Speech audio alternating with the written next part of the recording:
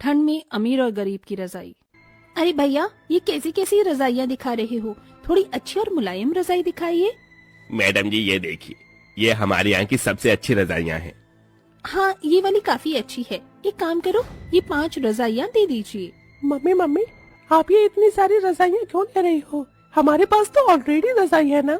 रोहन बेटा, ठंड का मौसम शुरू हो गया है, इसलिए मैं इतनी सारी रजाइयाँ ले रही हूँ, ताकि जब एक रजाई को ओढ़कर हम लोग बोर हो जाएं, तो हम न्यू रजाई ओढ़ लें। निमी की बात सुन निमी के घर में काम कर रही नौकरानी शालू सोचती है, ये अमीर लोगों की भी जिंदगी कितनी अच्छी होती है। इनके पास इतनी सारी रजाई होती है और एक हम गरीब हैं जो फटी पुरानी इकलौती रजाई में न जाने कितनी सर्दियों का मौसम गुजार लेते हैं।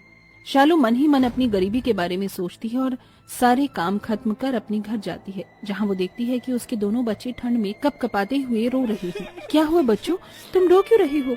माँ, अपनी धूप में फटी हुई रजाई रखी थी ना, आपके जाने के बाद अचानक बारिश हो गई और सारी की सारी रजाई भीग के खराब हो गई।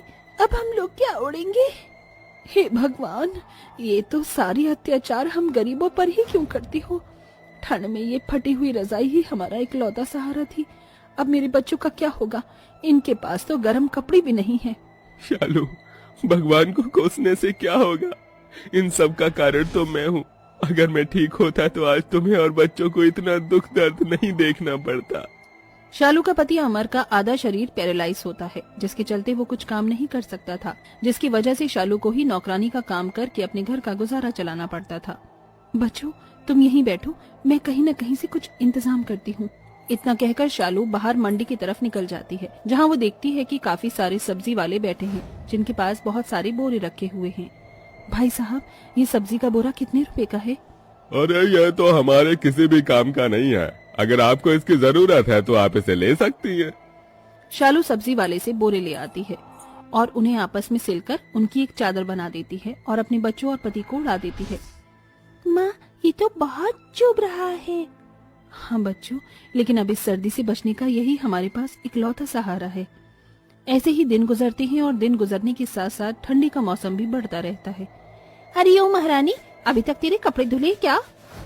मालकिन, पानी बहुत ज्यादा ठंडा है। ठंडे पानी में काम करने की वजह से मेरे हाथ पूरी तरह सूज गए हैं। क्या मैं थोड़ा गर्म पानी कर लूं? ओहो, अब इस नौकरानी को कपड़े धोने के लिए गर्म पानी चाहिए। गीजर का जो बिल आएगा उसे कौन भरेगा? तेरा बाप।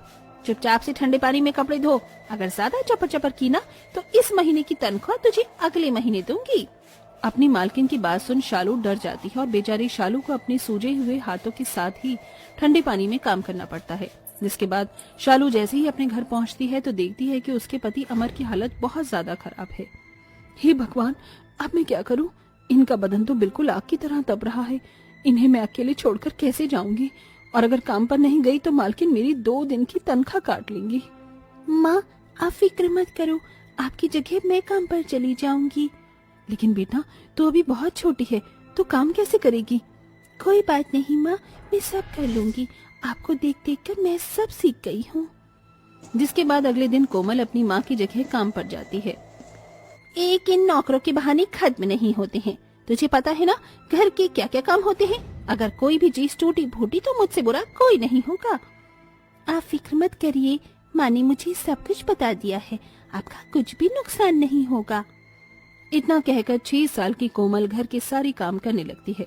तभी कोमल देखती है, प्रिया, ये वाली रजाई कितनी ज्यादा गर्म है ना। अब से मैं यही रजाई ओढ़ूंगा। इस रजाई में ये मूंगफली, गजक और लड्डू खाने में कितना ज्यादा मजा आ रहा है ना। हाँ भैया, और आपको पता है इस बार मम्मी मुझे क्रिसमस पर नए कपड़े भी दिलवाएंगी। अपनी उम्र के रोहन और प्रिया को देखकर कोमल का भी मन गजक, मूंगफली और लड्डू खाने का मन करता है और वो रोहन प्रिया के पास जाती है। सुनो, मुझे भी मूंगफली और लड्डू खाने को दो ना, मैंने सुबह से कुछ भी नहीं खाया है। छी, तुम कितनी गंदी हो, दूर जाओ। और तुम्हारी हिम्मत कैसी हुई हमारी रजाई को छूने की? क्या हुआ रोहन बेटा? माँ देखो ना, ये हमसे हमारे खाने की चीज मांग रही है और हमारी रजाई को भी छू रही है। तेरी इतनी हिम्मत कि तूने मेरे बच्चों की रजाई को छुआ? चल भाग यहाँ से, आई बड़ी मेरे बच्चों का खाने वाली। निमी और उसके बच्चों की बात सुनकर कोमल रोती हुई वहाँ से चली जाती है और घर आकर सारी बातें अपनी माँ को बताती है। माँ मुझे भी नए कपड़े चाहिए और रजाई भी, ये बोरा बहुत चुभता है। बच्चों मैं तुम्हारी हालत समझ सकती हूँ बच्चों, लेकिन तुम्हारी माँ के पास इतने पैसे नहीं है कि वो तुम्हें क्रिसमस पर नए कपड़े दिला सके। अपनी माँ को माफ कर देना मेरे बच्चों। इतना कहकर शालू अपने दोनों बच्चों को गले से लगा लेती है। बढ़ती ठंड की वजह से निम्मी और उसके बच्चों की तबीयत बहुत ज्यादा ही खराब हो जाती है, जिसके चलते वो सभी लोग बिस्तर पर पड़ जाते हैं। अच्छा अच्छा अच्छू अच्छू। मालकिन आप सभी लोग तो बहुत बीमार पड़ गए हैं। हमारे गांव में जब भी कोई बीमार पड़ता था तो हम उसे काढ़ा बनाकर पिलाते थे। मैं आप लोगों के लिए वो काढ़ा बनाकर लाती हूँ, उसे पीकर आप लोग जल्द से जल्द ठीक हो जाओगे। डॉक्टर की दी हुई महंगी दवाइयाँ से तो हम ठीक नहीं हुए और तुझ गवार गरीब की दिए हुए काढ़े से हम लोग ठीक हो जाएंगे। मालकिन एक बार आप काढ़ा पीकर तो देखिए, देखना आप लोग 2 दिनों के अंदर ही बिल्कुल ठीक हो जाओगे। शालू देसी तरीके से काढ़ा बनाती है और अपनी मालकिन और उसके बच्चों को पिलाती है, और जब तक वो सब ठीक नहीं हो जाते उनकी दिन रात सेवा करती है। मैंने शालू के साथ कितना गलत बर्ताव किया, लेकिन इसके बावजूद भी आज वो मेरा और मेरे बच्चों का कितना ख्याल रख रही है। हम लोग दिन भर हीटर के सामने गर्म कपड़े पहने और रजाई के अंदर बैठे रहते हैं, तब भी हम लोग बीमार पड़ गए। और बेचारी शालू के शरीर पर तो एक भी गर्म कपड़ा नहीं है। मुझे तो अपने किए पर पछतावा हो रहा है। वैसे ये शालू गई कहाँ? आज तो उसकी सैलरी देनी थी और आज ही ये जल्दी घर चली गई। कल क्रिसमस है, एक काम करती हूँ, शालू और उसके बच्चों के लिए कुछ सामान ले लेती हूँ और उसकी सैलरी देने उसके घर चली जाती हूँ। वो और उसका परिवार वाले खुश हो जाएंगे। निम्मी शालू और उसके बच्चों के लिए काफी सारा सामान लेती है और उसके घर पहुंच जाती है। लेकिन निम्मी जैसे ही शालू के घर जाती है तो देखती है कि उसका पति पैरालाइज की हालत पर ठंड में कपकपा रहा है। शालू के दोनों बच्चे बोरा ओढ़े एक कोने में बैठे हैं और बेचारी शालू खांसते हुए चूल्हे पर खाना बना रही है। शालू, मालकिन आप यहाँ क्या कर रही हैं?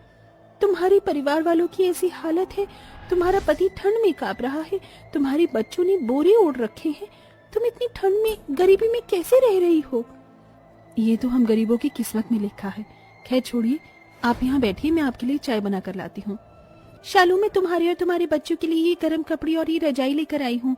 कल क्रिसमस है ना, तो मैंने सोचा इससे अच्छा तोहफा क्या ही होगा। और ये लो तुम्हारी तनख्वाह। शालू, मैंने तुम्हारे साथ आज तक जैसा भी बर्ताव किया उसके लिए मुझे माफ कर देना। मुझे अपनी गलती का एहसास हो गया है। आप मुझसे माफी मत मांगिए।